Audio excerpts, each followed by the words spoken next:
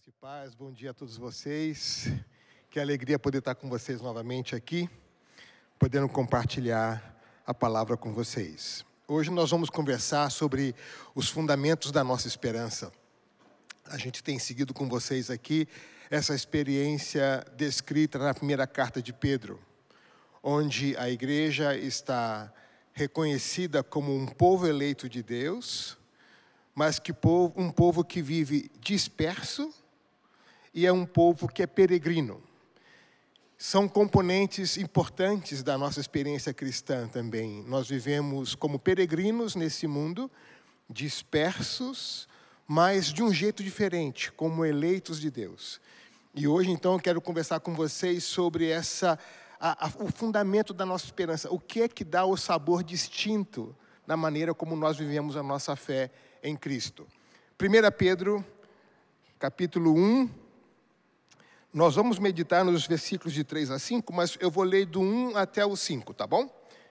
Então diz assim, começando no versículo 1, Pedro, apóstolo de Jesus Cristo, aos eleitos de Deus, peregrinos, dispersos no Ponto, na Galácia, na Capadócia, na província da Ásia, na Bitínia, escolhidos de acordo com o pré-conhecimento de Deus Pai, pela obra santificadora do Espírito, para a obediência a Jesus Cristo e a aspersão do seu sangue. Graça e paz lhes sejam multiplicadas. E aí ele muda o tom e começa com um tempo de adoração. Ele diz, bendito seja o Deus e Pai de nosso Senhor Jesus Cristo. Bendito por quê? Ele vai explicar. Conforme a sua grande misericórdia, ele nos regenerou para uma esperança viva, por meio da ressurreição de Jesus Cristo dentre os mortos, para uma herança que jamais poderá perecer, macular-se ou perder seu valor. Herança guardada nos céus para vocês, que mediante a fé são protegidos pelo poder de Deus até chegar à salvação, prestes a ser revelada no último tempo. Bendito seja o Deus e Pai de nosso Senhor Jesus Cristo. Oremos uma vez mais. Senhor Jesus, muito obrigado pela Tua palavra, pela maneira como ela foi entregue a essa igreja no primeiro século e como o Senhor a preservou até hoje para que nós possamos desfrutar da mesma palavra, ser enriquecidos por ela, transformados por ela.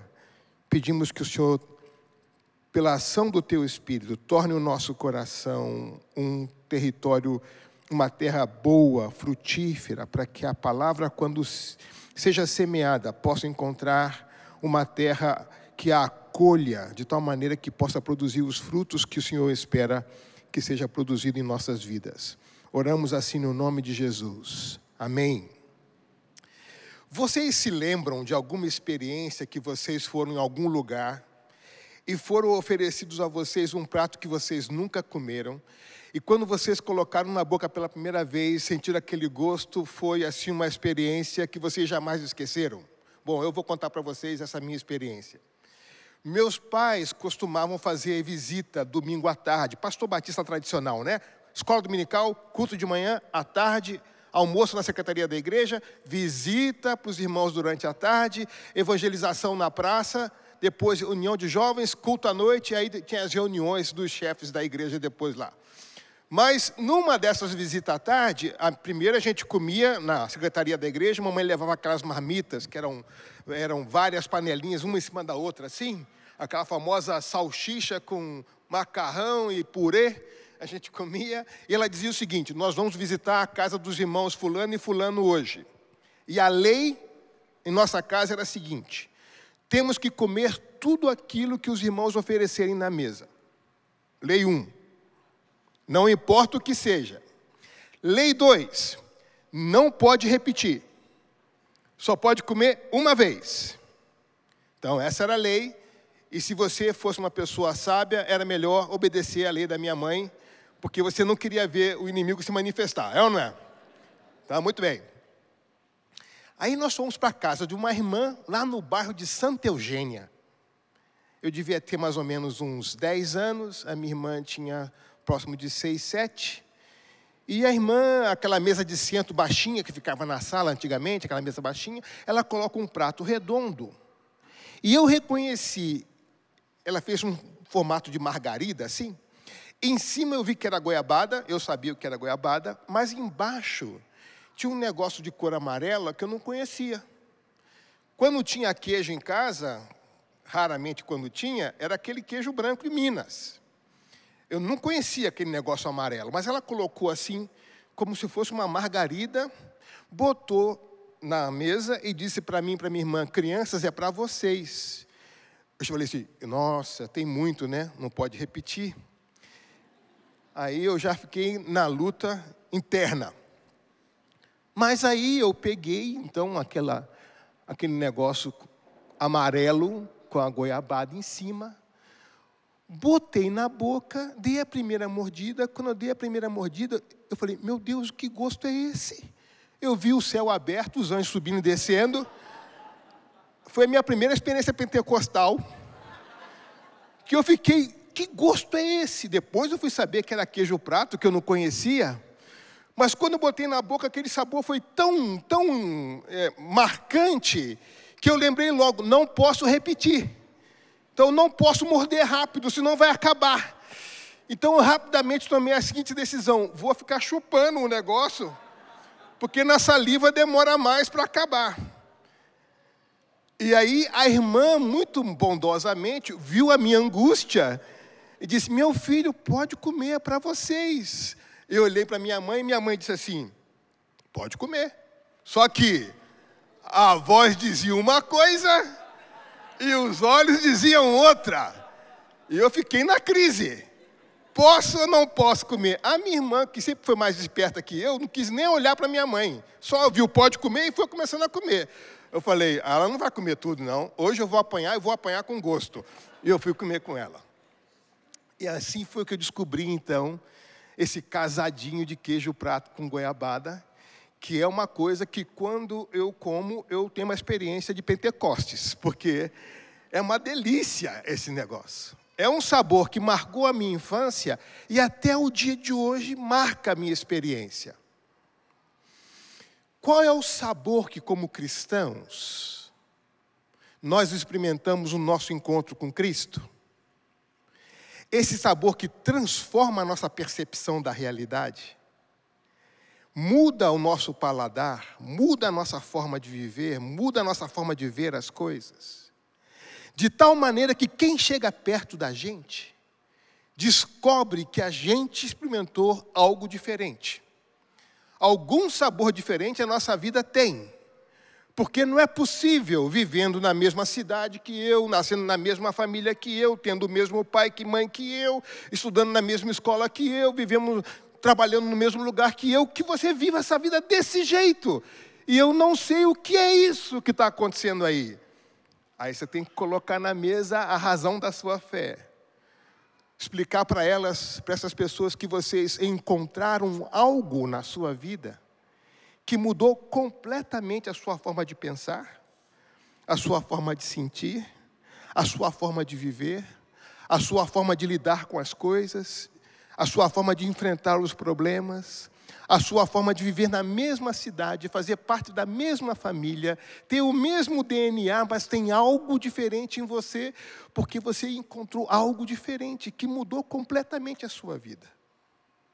Então, o apóstolo Pedro, aqui nessa carta, ensina para a gente que o fundamento dessa esperança que nós temos em Cristo é algo tão excepcional, tão espetacular, tão peculiar, que nos faz viver num mundo de desesperança, uma esperança. E não há nada melhor do que encontrar uma pessoa esperançosa, é ou não é? Uma pessoa que olhe para a vida de uma perspectiva diferente, que se diz assim: me ajuda a ver o que você está vendo. Me ajuda a seguir você nessa direção, porque eu preciso dessa esperança aí. Olha o que o apóstolo diz aqui: bendito seja o Deus Pai de nosso Senhor Jesus Cristo. Ele já começa com uma adoração.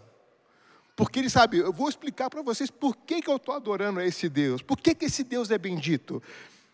conforme a sua grande misericórdia, Ele nos regenerou para uma esperança viva, por meio da ressurreição de Jesus Cristo dentre os mortos, para uma esperança que jamais poderá perecer, macular-se ou perder o seu valor, herança guardada nos céus para vocês, que mediante a fé são protegidos pelo poder de Deus até chegar à salvação prestes a ser revelada no último tempo. Por isso, bendito seja Deus, o Pai de nosso Senhor Jesus Cristo.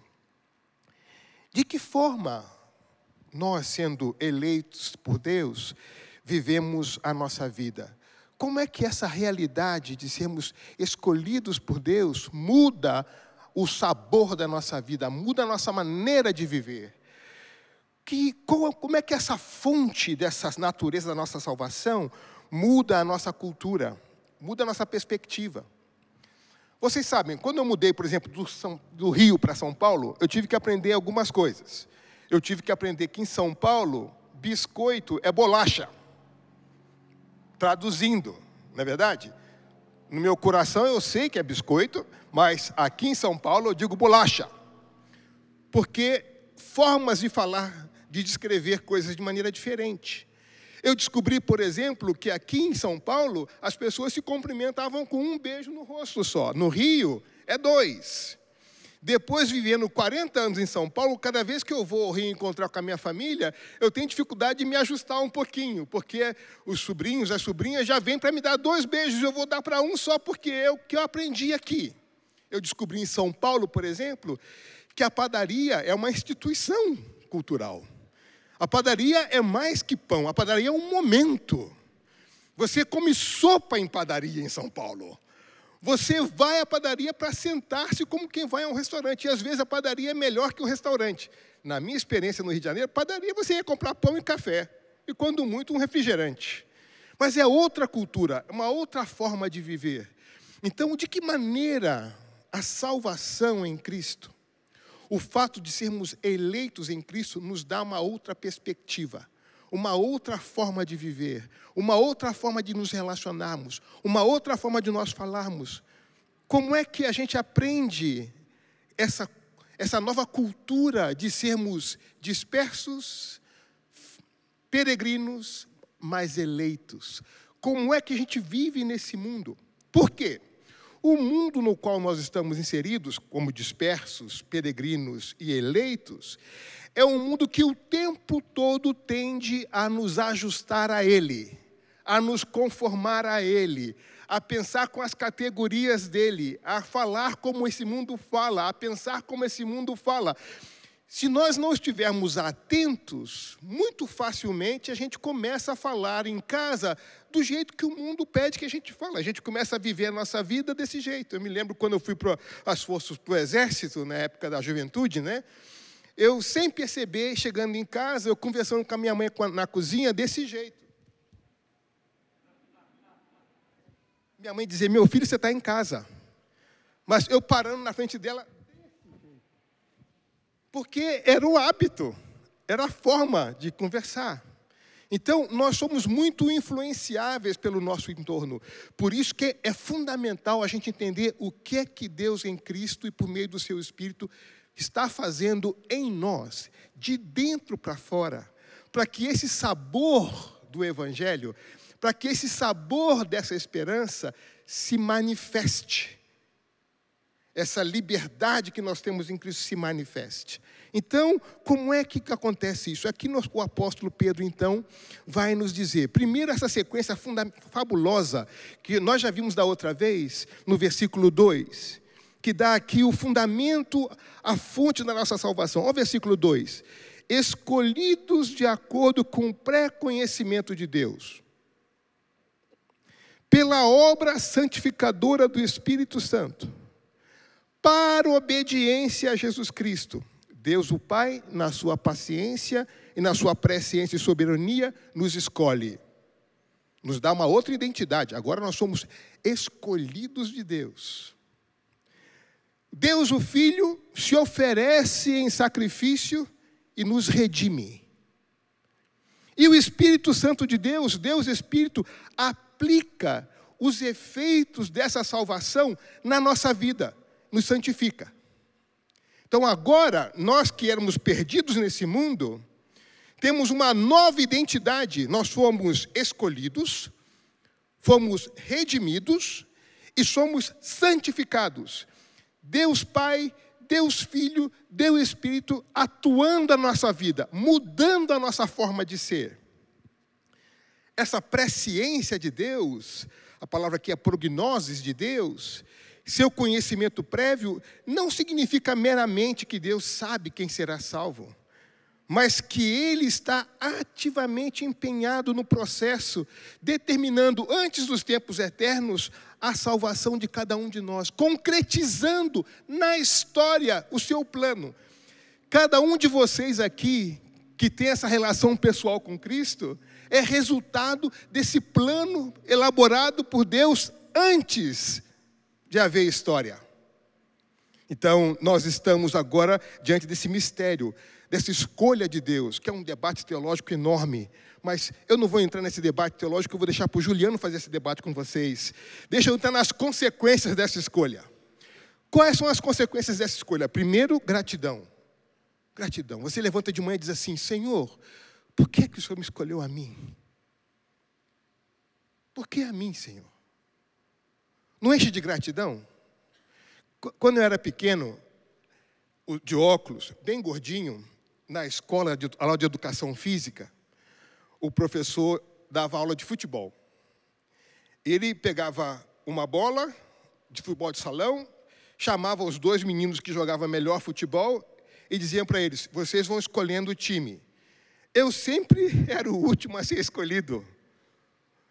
Aí eu falei assim: eu tenho que aprender a usar de alguma forma o meu tamanho como vantagem. Falei assim: eu acho que eu posso ser goleiro, porque eu não enxergava a bola, não tinha velocidade para caminhar e chutar. Falei, eu meio gordinho, eu posso pular na frente da bola feito louco, e então eu vou ser goleiro. E eu então descobri a minha vocação para ser goleiro, que era só pular na frente da bola. Eu precisava enxergar a bola primeiro. Mas eu era um pouco exagerado e eu pulava muito. E para pular muito, você faz muita pose. E eu acabei sendo um bom goleiro. E aí, aquele que era o último escolhido, quando eu tinha aula de educação física, o primeiro a ser escolhido era o goleiro. Ziel, vem, eu, yes! Que privilégio, né? Ser escolhido. Nós somos escolhidos. Então, essa escolha deve produzir na gente não orgulho, mas gratidão. Gratidão, primeira coisa importante. A segunda coisa é a humildade. Por que o Senhor nos escolheu? E a terceira coisa é, fomos escolhidos para a obediência a Jesus. Santidade. Então, esse debate de escolha, não escolha, predestinação, esse debate é um debate confuso. Mas o resultado disso é humildade, gratidão e santidade. Isso é importante a gente focar aqui. Então, qual é a segurança? Nós temos uma nova identidade agora. Agora nós somos eleitos por Deus. Temos um novo propósito para a vida. Olha o que o texto diz. Versículo 2 do capítulo 1. Vai se repetir depois no versículo 14 e no versículo 22. Nós fomos salvos para a obediência a Cristo. Fomos salvos para essa esperança, versículo 3. Fomos salvos para desfrutar essa salvação. Então, temos uma nova identidade, temos um novo propósito, e é interessante como nós somos descritos nessa carta. Espiritualmente eleitos, socialmente forasteiros e politicamente dispersos. Então, o motivo da nossa alegria é que nós, como povo de Deus, somos um povo chamado por Deus com uma identidade diferente. Nós andamos como dispersos e forasteiros, mas eleitos. Nós sabemos quem somos, quem nos escolheu, chamados para a obediência a Cristo onde quer que nós estejamos, como dispersos. Se aqui ou em Moçambique, como nós oramos hoje, ou em outro lugar, nós temos uma identidade de eleitos de Deus. Eleitos de Deus. Um novo propósito para a obediência a Jesus Cristo. Então, essa dispersão que nós vemos aqui descrita em 1 Pedro, ela tem sua origem na eleição. Ou seja, todo cristão no mundo está em uma diáspora. Em qualquer lugar que você esteja. Porque em qualquer lugar que você esteja, você é eleito de Deus para fazer diferença no seu entorno. Esse sabor que você tem agora na sua vida é diferente por causa dessa experiência de Cristo. Em qualquer lugar que você estiver, você está disperso, peregrino, porque a nossa raiz está em cima, é ou não é? Mas nós caminhamos como eleitos. Como eleitos. Então nós temos aqui agora, vimos a fonte da nossa salvação, agora olha a natureza da nossa salvação. Versículo 3, diz assim: bendito seja o Deus e Pai de nosso Senhor Jesus Cristo, conforme a sua grande misericórdia, Ele nos regenerou para uma esperança viva, por meio da ressurreição de Jesus Cristo dentre os mortos. Então, o que é que Deus fez por nós?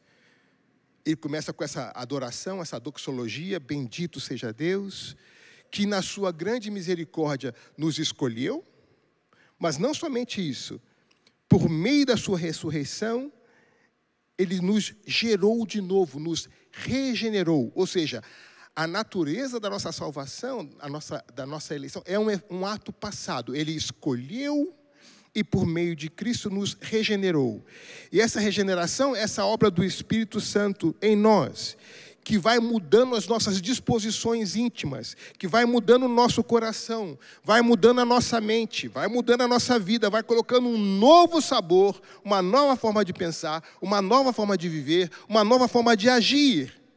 Então, se a pressão do nosso entorno é para ajustar, é para negar a experiência com Cristo, é para adaptar a fé a essa realidade, nós somos chamados a mudar esse contexto por essa natureza da obra do Espírito em nós, que nos regenera, nos dá um novo começo. E aqui é importante, ninguém se aproxima de Cristo e continua do mesmo jeito. Todos que se aproximam de Cristo, todos que entram nesse processo de regeneração, do seu interior vai fluir águas vivas. Vão fluir águas novas. Uma forma nova de agir. Essa obra é uma obra de Deus em nós. A gente vai reconhecendo. E às vezes, é um detalhe importante, às vezes nós estamos tão preocupados em fazer grandes coisas para Deus, mas não estamos atentos àquilo que Deus está fazendo em nós. Seria importante a gente pensar, nessa semana, como foi que Deus atuou na minha vida? Que mudanças Ele vem fazendo em mim? De que forma aquilo que eu faço externamente é um reflexo dessa obra de Deus em mim? Quão consciente eu estou dessa obra de Deus em mim? Deus começou uma boa obra, Ele vai concluir essa boa obra. Às vezes nós estamos tão agitados, tão preocupados com outras coisas e não estamos conscientes dessa obra de Deus em nós. E quando nós estamos conscientes dessa obra de Deus em nós, nós somos agradecidos a Ele. Nós não nos esquecemos de nenhum dos seus benefícios. Agora, uma outra coisa que aqui é perigoso.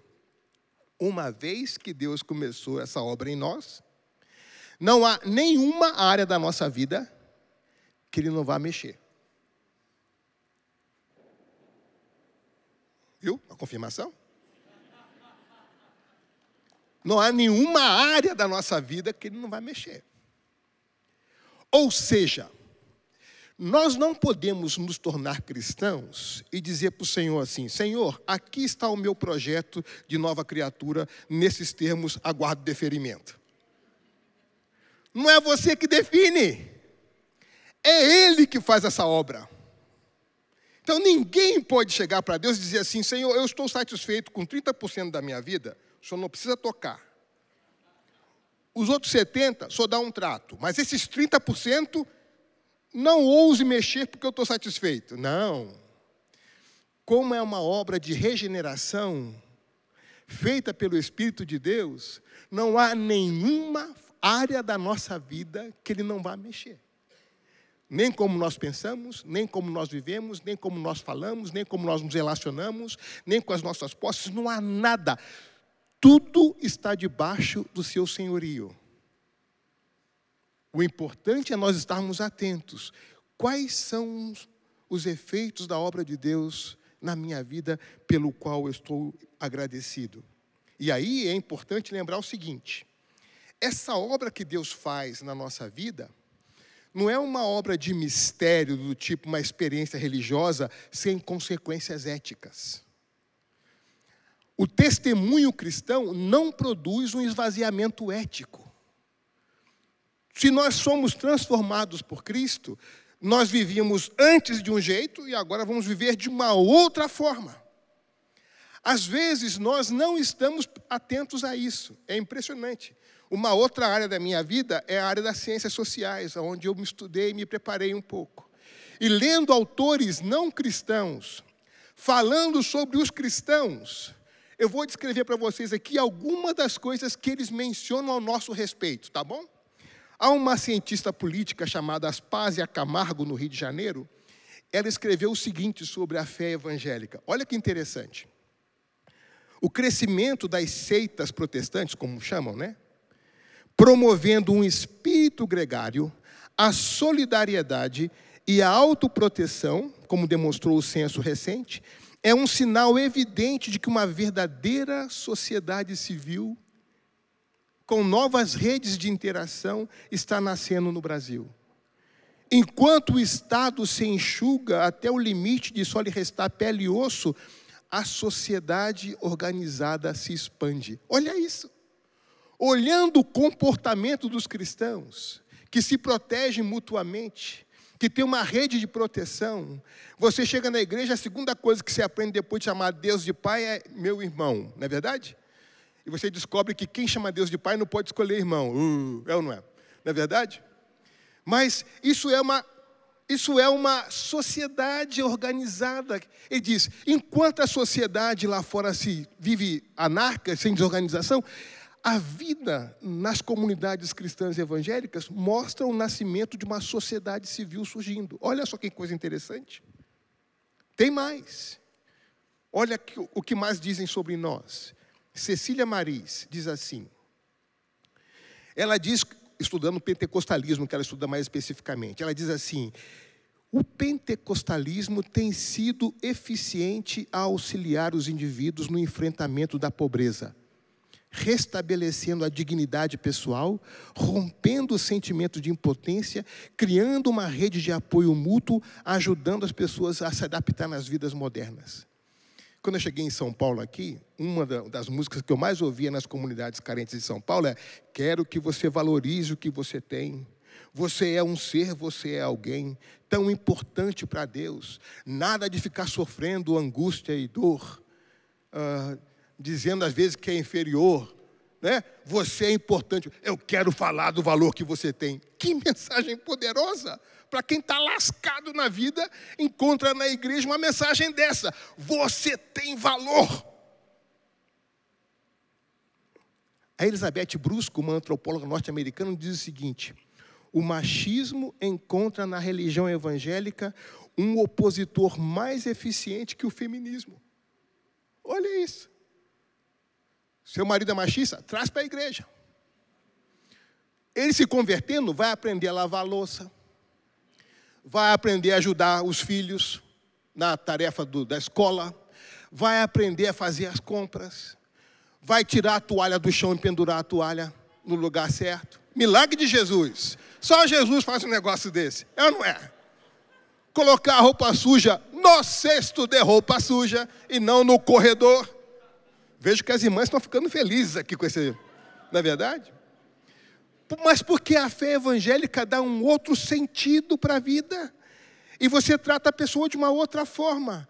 Isso é um não cristão falando sobre nós. Tem mais aqui. Zueni Ventura. Vocês lembram do Zueni Ventura? Um escritor famoso, repórter famoso. Ele diz o seguinte: os evangélicos é a melhor contracultura alternativa ao narcotráfico. Porque ensina, porque prega, vai lá, combate, tira a pessoa, cuida da pessoa, transforma a pessoa, se interessa pela pessoa. A família já desistiu, Jesus não desistiu, os amigos já desistiram, Jesus não desistiu, a igreja de Jesus não desiste, vai lá e atua. Olha o sabor diferente aqui, onde há morte, chega a vida. Tem mais, tem mais. Olha o que a Cecília Maris diz assim. Maris diz assim que alguns criticam os evangélicos porque essa ênfase na transformação individual, diz, isso não produz efeito. Olha o que ela diz. Os críticos que veem nisso uma fonte de permanente alienação, por seu falar da mudança do coração, diz, acabam por adotar uma visão reducionista do processo de mudança social, pois partem do falso pressuposto de que a mudança social se faz apenas no mundo da política e no palco da história, que é exclusivamente o mundo público. Ela diz, a via política não é a única forma de promover mudança na história. Não somente essas transformações individuais não impedem a mudança social, como pode ser um instrumento mais efetivo de mudança. Dessa forma, as igrejas que limitam, entre aspas, aqui, a sua ação à dimensão microsocial, também dão uma parcela de contribuição ao projeto de mudança da sociedade. Muda o homem, muda o mundo. Muda o ser humano, você muda o mundo. Aquele que roubava, não roube mais. Aquele que não trabalha, agora trabalhe. Aquele que mentia, pare de mentir. Você muda. Então, e isso não é a política. Embora tenha uma implicação política. Isso é o evangelho. Mudando a forma das pessoas pensarem. Mudando a forma das pessoas trabalharem. Mudando a forma das pessoas viverem. Mudando a forma das pessoas falarem umas com as outras. Que sabor é esse? É o evangelho. O evangelho. Então, essa transformação que o evangelho produz uma mudança profunda em nossas vidas. Então, essas transformações que Deus faz em nós têm um fundamento, esse firme fundamento. Versículo 8 diz que essa transformação é resultado da ressurreição. Foi por meio da ressurreição de Jesus, versículo 3, que Cristo dentre os mortos. Foi por meio dessa ressurreição que Ele nos regenerou. Sem essa ressurreição, a regeneração seria impossível. Sem essa ressurreição, a nossa esperança seria impossível. O apóstolo Paulo já dizia, se nós não cremos que Cristo ressuscitou dos mortos, a nossa fé é vã, a gente é mais que miserável com um negócio desse. Agora, olha como é que essa esperança fundamentada na ressurreição muda a nossa perspectiva. O passado sem esperança não passa de nostalgia. Mas o passado, visto com esperança, é motivo de gratidão. Mesmo que seja um passado ruim, você diz, foi de lá que Deus me tirou. E você olha com gratidão para esse passado. O futuro, desprovido de esperança, não passa de fantasia. Mas o futuro, nutrido com esperança, é uma promessa. Tem sentido, é uma promessa. O nosso presente sem esperança é sem sentido. Mas o nosso presente com esperança, a gente percebe essa obra do Espírito Santo em nós, essa mudança em nós que Ele vai fazendo. Então, que tipo de vida nós temos agora? Essa vida que expressa essa transformação. E olha o detalhamento que o apóstolo Pedro dá para essa esperança. Olha o que ele diz. Você tem uma herança como resultado disso. Versículo 4. E essa herança faz uma descrição de algo que nós nunca vimos na história. Olha o que ele diz, versículo 4. Para uma herança que jamais poderá perecer. Você conhece algo na história que não perece? Tudo que nós conhecemos perece. Mas ele diz, essa herança não perece. E diz mais, essa herança não pode ser maculada ou perder seu valor. É guardada nos céus. Ou seja, essa herança é incorruptível. Ela não pode perecer. Nós não conhecemos na história nada que não pereça na nossa realidade. Nós não conhecemos nada na história que seja absolutamente limpo, imaculado. Nós não conhecemos na história nada que não perca o seu valor. Tudo perde o seu valor na história. É como se você conhecesse uma flor que jamais murche. é algo que não murcha. E diz, algo assegurado, protegido, garantido pelo próprio Deus. Nós temos aqui coisas eternas, valores eternos, um reino eterno, uma vida eterna. A nossa herança tem esse potencial de algo incorruptível, algo imaculado, algo que não perde o seu valor, algo que assegura. Essa é a esperança que nós temos, que é completamente diferente da esperança do mundo no qual nós vivemos. Por exemplo, a esperança do mundo no qual nós vivemos está baseado na bondade natural do ser humano. Ah, não, o ser humano é bonzinho. Aí quando você lê o jornal, você diz assim, não é tão bonzinho assim. Não é verdade? Quando você vê aquele fígado com cebola, você diz, não é tão bonzinho assim. É ou não é? Aquela luta, fígado com cebola. Você diz, eu sei que tem irmãos que gostam, irmãos mais espirituais. Eu sei que vocês são mais espirituais. Mas outros cristãos normais como eu, temos dificuldade com esse negócio, não é verdade? Então, a crítica pós-moderna diz assim, se o homem é tão bom quanto diz, por que constrói uma sociedade como essa? Onde a gente tem medo de sair na rua porque o nosso filho, pelo tênis que ele está usando, ele pode sofrer uma violência. Pelo celular na mão, ele pode sofrer uma violência. Uma vida que vale menos do que um celular. Então, se o homem é bom assim, por que nós temos uma sociedade tão ruim assim? Como homens bons constroem sociedades ruins? Uma outra ideia que a sociedade tem de esperança é no progresso. Não, nós vamos progredir de tal maneira que todos serão felizes. E a gente percebe que o progresso não chega para todo mundo.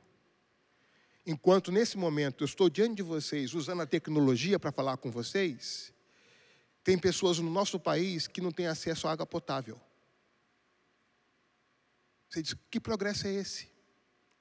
Que chega para alguns, mas não chega para outros. Eu lembro dos médicos lá da igreja, pediatras, que trabalham em hospital público. Na época do Plano Real, quando o dólar ficou R$1, lembra desse negócio? Os mais velhos vão lembrar disso. Ele disse, Ziel, mudou completamente o tipo de enfermidade que eu recebo no consultório. Eu falei, por que, Daniel? Ele disse, porque com o dólar a R$1, as pessoas estão comendo melhor.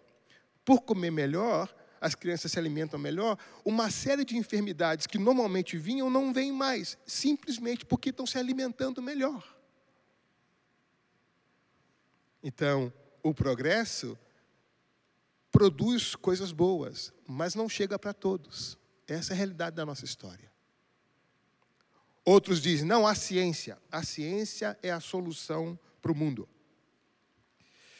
Mas a ciência não responde questões de sentido. Para o que eu vivo? Por que eu vivo? Qual é o sentido da minha existência? A ciência é capaz de descrever estou vivo ou estou morto. Um corpo vivo funciona assim, um corpo morto não funciona. Por essa razão. Mas se você perguntar para a ciência, esse corpo, o que ele amou? Pelo que ele viveu, pelo que ele sofreu. Ou seja, a ciência não responde questões de sentido. E nem pode, porque o método empírico não trabalha com isso. Então, aqueles que colocam toda a sua esperança na ciência, chega um momento que diz, ela não respondeu às questões mais fundamentais da minha existência. Afinal de contas, por que e para que eu vivo? Outros colocam nas utopias globais, né? Nas ideologias. Mas essas coisas não produzem uma experiência, uma herança segura como algo que aqui diz o texto, é incorruptível, imaculado, não perde o seu valor, é eterno, assegurado. E por essa razão, o apóstolo Pedro diz, dado a fonte da minha salvação, dada a natureza da minha salvação, bendito seja Deus, Pai do nosso Senhor Jesus Cristo. Responde com adoração, porque esse Deus bendito, na sua misericórdia, primeiro, nos escolheu, nos redimiu, nos santifica. Esse Deus regenerou, me deu uma nova vida. Esse Deus colocou um propósito para a minha vida, a obediência a Cristo, a esperança viva, a essa herança maravilhosa, incorruptível. Então, por tudo isso que Deus fez, desde o início, faz e vai continuar fazendo, Ele diz: bendito seja Deus, Pai de nosso Senhor Jesus Cristo, pela herança que Ele nos deu, pelo futuro que Ele nos promete e pela presença de você ter o próprio Espírito de Deus agindo na sua vida e mudando a sua vida. Então Ele diz: nós que mediante a fé aceitamos a explicação da Escritura, dizemos, essa explicação não é um salto irracional no escuro. Crer não está desassociado de pensar, né, gente? O justo vive por fé e não por vistas. Crer está associado a pensar. Não é? Essa eleição que Deus nos deu, dessa eleição nasce um estilo de vida que nos faz ser, em qualquer lugar que nós estejamos, peregrinos, porque nossos valores são outros. Ainda que dispersos, nós sabemos quem nós somos. Somos um povo eleito por Deus, com essa herança, com essa salvação. Isso mostra completamente o sabor que a nossa vida tem. Então você anda na rua, consciente de que você foi salvo por Deus. Você todos os dias está consciente de que Deus, por meio do seu Espírito, está fazendo uma obra em cada um de nós. Que o nosso passo na história é um passo em obediência a Cristo. Que isso não é simplesmente uma experiência espiritual, mística. Isso tem uma implicação ética. Porque a forma como eu vivo vai expressar essa salvação tão grande que eu recebi em Jesus. Isso vai mudar a minha forma de pensar. Isso vai mudar a minha forma de caminhar na história. Isso vai mudar a minha forma de falar. E ao mudar a minha vida, vai mudando a vida de cada uma das pessoas do nosso lado. As pessoas vão observando. E elas vão perguntar para a gente: me diga o seguinte, como é que você trabalhando aqui do meu lado, passando pelas mesmas dificuldades que eu, por que é que você mantém esse sorriso no seu rosto? Aí você vai perguntar para ela assim, teologicamente: já comeu queijo com queijo prato com doce? Vou te contar uma história. E nesse caso você pode repetir quantas vezes quiser. Porque nesse prato não vai faltar o queijo com a goiabada nunca. E aí você vai ver as escadas dos céus abertas, os anjos subindo e descendo, trazendo mais queijo com doce. E a gente vai vivendo uma vida saborosa no meio dessa vida sem sabor. Uma vida de esperança no meio desse contexto sem esperança. Com um novo olhar para a vida. Passando pelas mesmas dificuldades. Atentos a essa obra do Espírito que Ele começou em nossa vida e continua fazendo até que essa herança, protegida e guardada em Deus por nós, seja entregue de maneira plena para nós. Nós que já agora vamos sentindo o antegosto dessa herança bendita. Bendito seja Deus, o Pai do nosso Senhor Jesus Cristo. Amém, amém.